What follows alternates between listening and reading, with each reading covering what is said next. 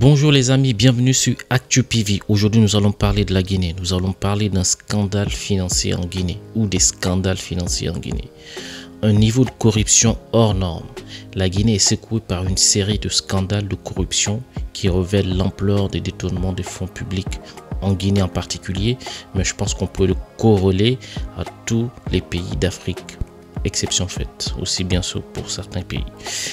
En Guinée, entre 700 milliards de francs guinéens des douanes envolés, les 2 millions de dollars de l'ex-ministre des Mines, l'exportation illégale de 422 conteneurs de bois précieux et les 20 milliards de francs guinéens disparus sous l'ex-président de la Cour suprême. En fait, la CRIEF a du pain sur la planche. Alors, qui sont les responsables? Quel impact pour le pays? Restez avec moi, je vous explique tout dans cette vidéo. Pour cela, j'ai plusieurs articles à vous présenter. Le premier, selon ma classification, donc on a la corruption importante de 2 millions de dollars de Moussa Magasuba, ex-ministre des Mines, poursuivi à la CRIEF. Alors, ça, c'est le substitut du procureur spécial de la CRIEF, donc il s'appelle Malik Marcel Oularé, qui a présenté les différents dossiers. Je vous ai même parlé dans une de mes vidéos sur le dossier de Cellou Dalein que j'ai fait une vidéo à part entière. Donc là, je vais vous présenter différents dossiers et puis vous me donnerez vos avis et vos commentaires.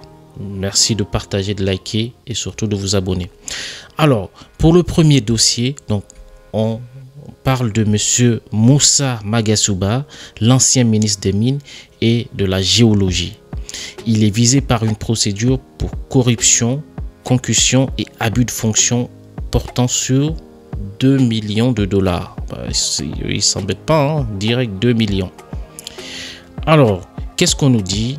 On nous dit que ce dossier est contre deux personnes, donc contre monsieur Yacouba Kourouma, conseiller économique et fiscal du ministère des Mines d'alors, donc de ce temps-là, et monsieur Moussa Magasuba, ex-ministre des Mines, tous poursuivis pour des faits de corruption, de concussion et d'abus de fonction portant sur le montant de 2 millions de dollars. Le dossier est en phase de rédaction. Donc là, ils sont pris de la main dans la poche, hein, je crois. Alors, nous allons passer, parce qu'il y a beaucoup d'affaires, donc on va continuer sur un autre dossier, un deuxième dossier. Donc cette fois-ci, on nous parle de l'exportation illégale de 422 conteneurs de bois de veine. Les ennuis judiciaires pour Dr Karim Samora à la CRIEF. Toujours monsieur Oularé qui présente le dossier. On nous dit pour ce dossier, Dr Karim Samora, le secrétaire général du ministère de l'Environnement et du Développement durable, ce haut cadre est poursuivi pour non-respect du quota d'exportation des produits forestiers, détournement de deniers publics, enrichissement illicite et corruption d'argent public. Les faits portent sur l'exportation illégale de plus de 400 conteneurs de bois de vin au détriment de l'État guinéen. Donc forcément 400 conteneurs, les douaniers il y a certains douaniers ou des gens qui travaillent à la douane qui sont responsables, enfin qui sont complices. Il n'y a même pas de doute là-dessus. On nous dit pour ce dossier, il est contre Dr Karim Samora, secrétaire général des Mines du ministère de l'Environnement et du Développement durable, et 6 autres inculpés poursuivis pour des faits de non-respect du quota d'exportation des produits forestiers, détournement de deniers publics, enrichissement illicite et corruption d'argent public. Également, le dernier développement dans ce dossier, c'est l'inculpation de 2 douaniers pour les mêmes faits et l'arrivée le vendredi passé, le 14 mars 2025, des 13 derniers conteneurs rapatriés. Donc heureusement qu'il y a eu des conteneurs qui ont été rapatriés. Donc voilà, comme je vous disais, forcément il y a des douaniers qui sont complices dans cette affaire. On a beaucoup de dossiers, donc je vais continuer. Donc n'hésitez pas à partager, à liker, à vous abonner aussi, mes amis. Donc je continue sur le prochain dossier. Et cette fois-ci, on nous parle de détournement de 20 milliards de francs guinéens. Mohamed Lamine Bangoura, ex-président de la Cour constitutionnelle. Il est visé par la CRIEF. toujours M. Oulari qui nous dit, dans ce dossier, Mohamed Lamine Bangoura, l'ex-président de la Cour constitutionnelle, ce dossier lui concerne, donc il porte sur les faits de détournement de deniers publics, enrichissement illicite, blanchiment des capitaux sur 20 milliards de francs guinéens. Donc contre M. Mohamed Lamine Bangoura, l'ex-président de la Cour constitutionnelle, et plusieurs autres sont poursuivis pour détournement de deniers publics, enrichissement illicite et blanchiment de capitaux portant 20 milliards de dollars. Le dossier est en phase de rédaction devant la chambre de l'instruction de la CRIEF. Le dernier dossier, un dossier qui fait beaucoup de bruit actuellement en Guinée, donc c'est le dossier du scandale de 700 milliards des douanes. Alors, les douaniers sont pris les mains dans la poche.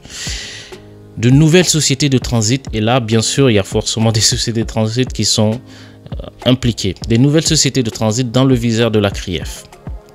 Alors qu'est-ce qu'on nous dit sur l'affaire impliquant la Direction Générale des Douanes en Guinée?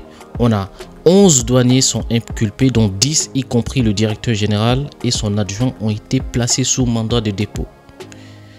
Donc, M. Oulari nous dit que l'un des substituts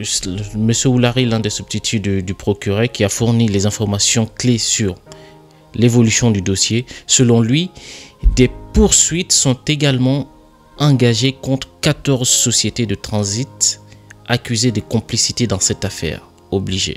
Il y a des sociétés de transit qui sont complices.